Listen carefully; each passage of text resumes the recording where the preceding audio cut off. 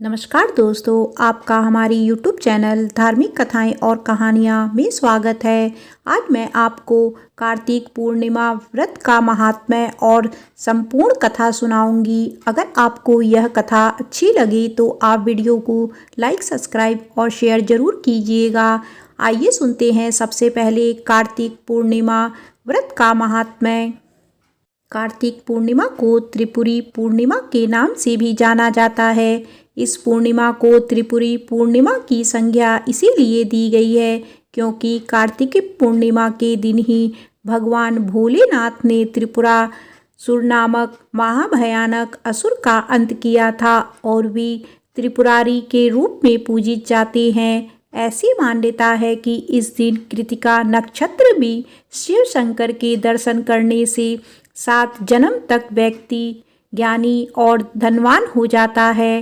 इस दिन चंद्र जब आकाश में उदित हो रहा हो तो उस समय शिवा, संभूति, संतति, प्रीति, अनुसूया और क्षमा इन 6 कृतज्ञाओं का पूजन करने से शिव जी की प्रसन्नता प्राप्त होती है। मान्यता यह भी है कि इस दिन पूरे दिन व्रत रखकर रात्रि में विषव दान यानी बछड़ा दान करने से शिव पद की प्राप्ति होती है। जो व्यक्ति इस दिन उपवास करके भगवान भोलेनाथ का भजन और गुणगान करता है उसे अग्निष्टोम नामक यज्ञ का फल प्राप्त होता है। इस पूर्णिमा को शैव मत में जितनी मान्यता मिली है उतनी ही वैष्णव मत में भी।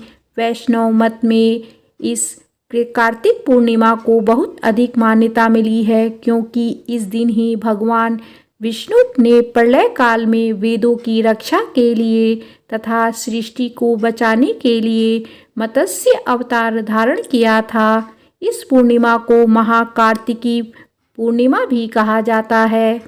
यदि इस पूर्णिमा के दिन भरणी नक्षत्र हो तो इसका महत्व और भी बढ़ जाता है। अगर रोहिणी नक्षत्र हो तो इस पूर्णिमा का महत्व कई गुना बढ़ जाता है। इस दिन कृतिका नक्षत्र पर चंद्रमा और बृहस्पति हो तो यह महापूर्णिमा कहलाती है। कृतिका नक्षत्र पर चंद्रमा और विशाखा पर सूर्य हो तो पदक योग बनता है जिसमें गंगा स्नान करने से पुष्कर से भी अधिक उत्तम फल की प्राप्ति होती है। आइए सुनते हैं कार्तिक पूर्णिमा व्रत की पौराणिक कथा। पौराणिक कथा के अनुसार तारकासुर नामक एक राक्षस था। उसके 3 पुत्र थे, तारकक्ष, कमलाक्ष और विद्योन्माली। तारकासुर बहुत ही बलवान था। उसने धरती व स्वर्ग पर अपना आतंक मचा रखा था जिससे परेशान होकर देवताओं ने भगवान शिव से उसका अंत करने के लिए प्रार्थना की। उनकी प्रार्थना सुनकर भगवान शिव ने तारकासुर का वध किया। इससे देवता बड़े प्रसन्न हुए। उसके 3 पुत्रों को यह सुनकर बड़ा दुख हुआ और उन्होंने इसका बदला लेने के लिए ब्रह्मा जी की घोर तपस्या की। उनकी तपस्या से प्रसन्न होकर ब्रह्मा जी ने तीनों से वरदान मांगने को कहा। तीनों ने ब्रह्मा जी से अपने अमर होने का वरदान मांगा। ब्रह्मा जी ने अमरता के अलावा कोई दूसरा वरदान मांगने को कहा। इसके बाद उन तीनों ने कुछ देर तक इस पर बहुत विचार किया और फिर ब्रह्मा जी से कहा, आप 3 अलग अलग नगरों का निर्माण करें जिसमें सभी बैठकर पूरी पृथ्वी और आकाश में घूम सके। 1000 साल बाद जब हम मिले तो हम तीनों के नगर मिलकर एक हो जाएं।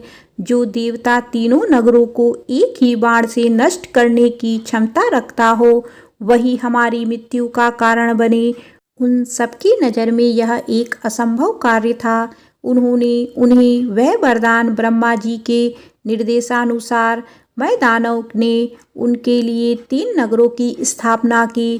तारकक्ष के लिए सोने का, कमला के लिए चांदी का और विद्योन्माली के लिए लोहे का नगर बनाया गया। तीनों ने मिलकर तीनों लोकों पर अपना अधिकार जमा लिया। इंद्र देवता इन तीनों राक्षसों से बहुत भयभीत हुए और भगवान शंकर की शरण में गए। इंद्र की बात सुनकर भगवान शिव ने इन दानवों का नाश करने के लिए एक दिव्य रथ का निर्माण किया। इस दिव्य रथ की हर एक चीज देवताओं से बनवाई गई थी।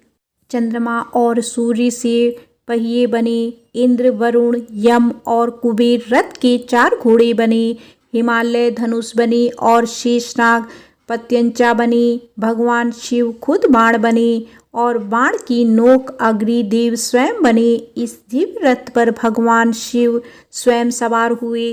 देवताओं से बने इस रथ और तीनों भाइयों के बीच भयंकर युद्ध हुआ। युद्ध करते समय प्रभु लीला से एक ऐसा समय आया जब तीनों रथ एक ही सीध में आ गए।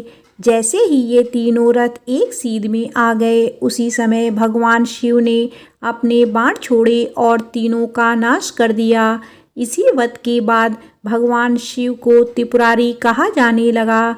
बोलो शंकर भगवान की जय।